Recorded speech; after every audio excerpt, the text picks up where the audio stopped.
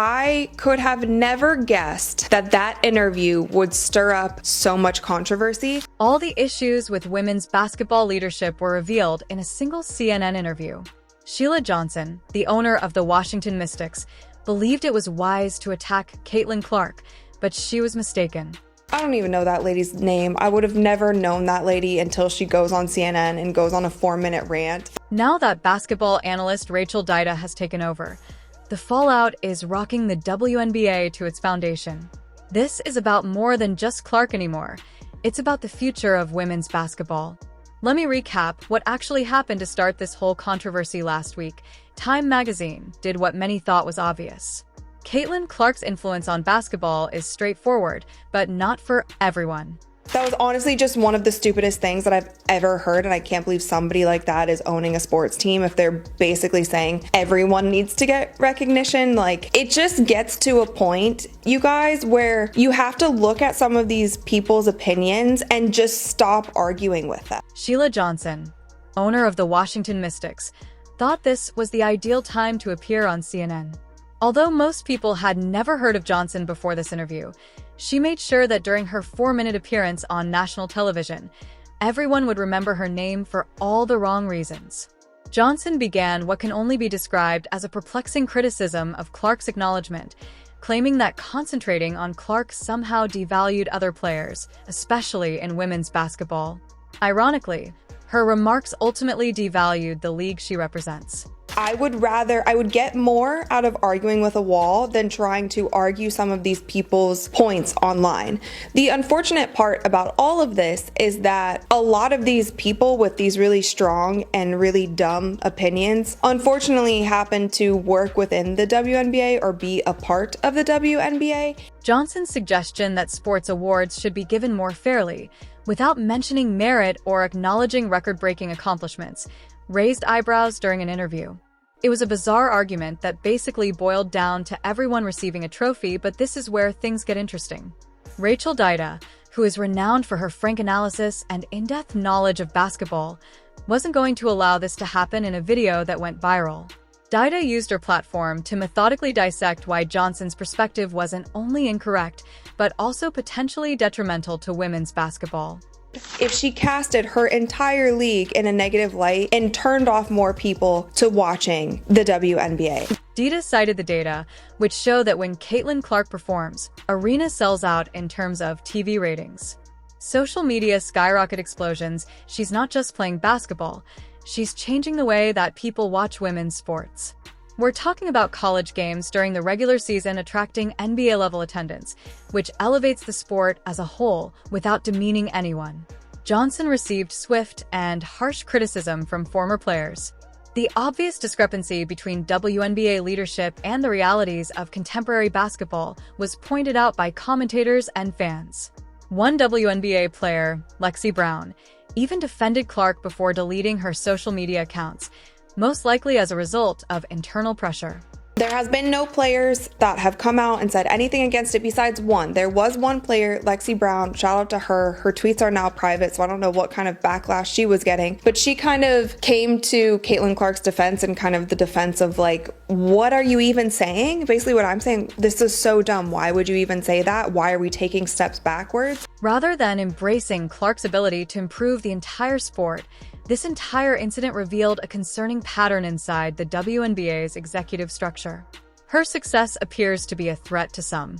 It seems as though they are playing defense against their own future star. Consider this. Clark is breaking records that have stood for decades, averaging numbers that make statisticians shudder. And more than that, she is attracting new fans to women's basketball who aren't just casual viewers, but are spending money on tickets, merchandise, and other sports-related activities. Another revelation from Johnson's CNN presentation was that there is a generational disparity in the ways that leaders perceive women's sporting achievement, while younger voices like Dida see that rising tides raise all boats. The old guard appears to be mired in a worldview of scarcity, as if one player's success must come at the price of others. The WNBA's timing couldn't be worse. Rather than getting ready to take advantage of this momentum, Clark is anticipated to join the league the following season, maybe as the most marketable rookie in its history. Some league leaders are causing needless controversy.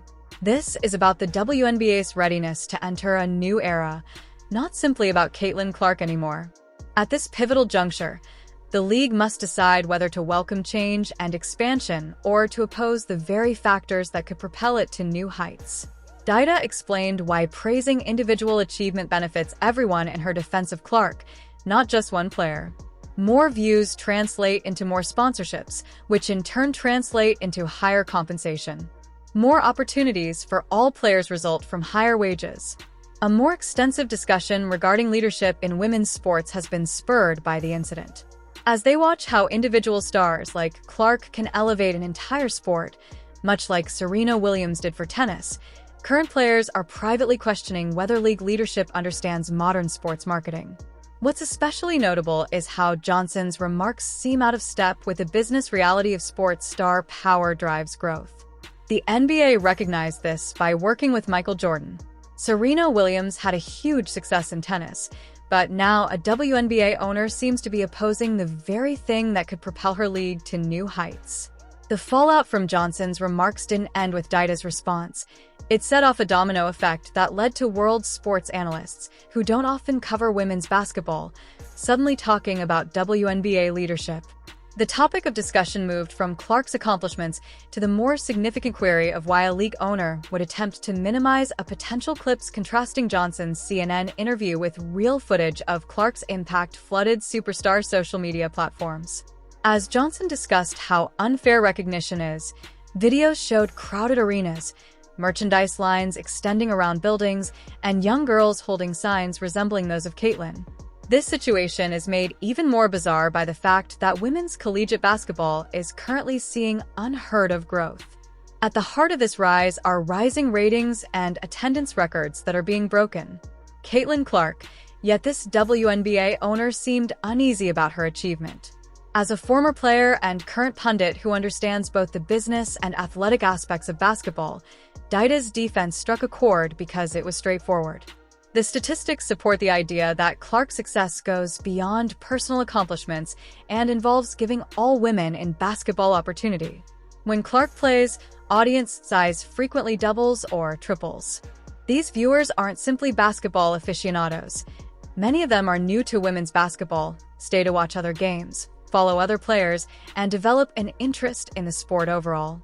However, Johnson's remarks exposed a more serious problem. Some WNBA leaders seem to see women's basketball as a zero-sum game.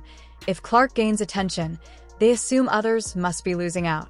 This mindset could hinder the league's growth at the exact moment when it has the greatest chance to grow. Instead of figuring out how to take advantage of Clark's entry into the league, leaders like Johnson are causing controversy rather than generating excitement about how Clark might compete against WNBA talent. Instead, they are dividing the league. This leads us to the crux of the issue. The WNBA needs new leadership positions that comprehend modern sports marketing, social media's influence, and how to capitalize on star power while growing the league as a whole. Johnson's remarks suggested that she might not be that individual. In addition to defending Clark, Demita's reaction offered a vision for the future of women's basketball. She discussed how recognizing excellence motivates the next generation and how young athletes are inspired to push boundaries by seeing others do so, which is how sports develop. The WNBA has been forced to answer some awkward questions as a result of the scandal.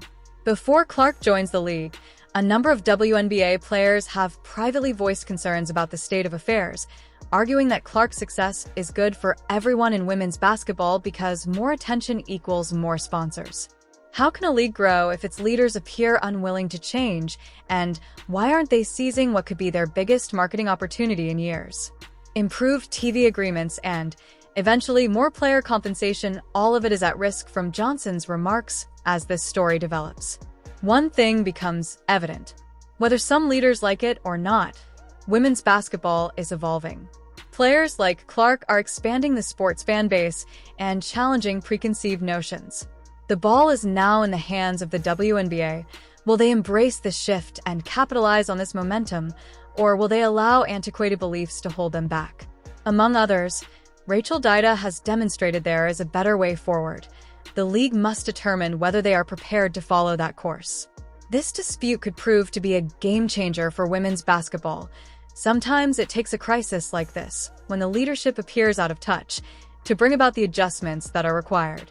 What happens next may determine the sport's future, but here's what makes this whole situation so intriguing. Two opposing viewpoints emerged in response to Johnson's remarks. While largely remaining mute in public, current WNBA players have expressed their opinions in private group chats and team meetings, stating that they believe Clark's possible arrival into the league would revolutionize sponsorship opportunities, salary exposure, and exposure. When Iowa played South Carolina earlier this season, the game drew 6.5 million viewers, numbers that would make many NBA regular season games envious. This isn't just a statistic. It's evidence that women's basketball can garner mainstream attention when properly marketed. The league's old guard, represented by players like Johnson, appear to be stuck in a defensive stance, fighting battles from 20 years ago when women's basketball struggled for any recognition. However, that's not today's reality. The sport has changed and the audience has become more sophisticated. Rachel Dida made a wonderful point in her comment, pointing out how other sports leagues would go to great lengths to promote a celebrity like Clark. She also compared the NBA to trying to minimize Steph Curry's influence or tennis decline. The most significant aspect of this dispute is that those leagues recognize that celebrity power promotes growth, thus Gol's appeal wouldn't occur. Even WNBA owners who might agree with Johnson chose to remain silent, acknowledging that it is not a good idea to attack your future star player. Business marketing experts have called this a hugely missed opportunity, and rather than creating welcome campaigns or strategic partnerships, the league is currently dealing with self-inflicted drama. When the league struggled for any media attention, former WNBA players have begun to speak out as well. With unprecedented coverage on the horizon, they are watching in disbelief as a team owner seemingly tries to dim the spotlight. Some sponsors have privately expressed concern about the league's direction, questioning whether the current leadership understands modern sports marketing. College basketball programs outside of the professional ranks claim a rise in interest in women's basketball. Coaches at high schools discuss how young athletes are practicing Clark's long-range shots. Every aspect of the sport is impacted by this controversy, according to some analysts. One anonymous WNBA player stated that the league cannot afford to have owners who don't understand contemporary sports entertainment. Instead, we need leaders who see opportunities rather than threats. The financial ramifications are also noteworthy. Clark's appointment may draw in new sponsors, enhance TV ratings, and boost ticket sales, but businesses prefer to fund expanding, progressive leagues. Johnson's remark conveyed the worst conceivable message. Duration since the NBA's inception, sports media coverage has changed significantly. Social media streaming services and shifting consumer preferences have opened up new avenues for women's sports. As the dust settles on this dispute, the leagues that adapt thrive while those who oppose change are left behind. One thing becomes evident: the WNBA cannot afford to pass up this opportunity. More than just a gifted athlete, Clark is a symbol of women's basketball's future. How the league handles this circumstance will determine whether or not they are prepared for that future.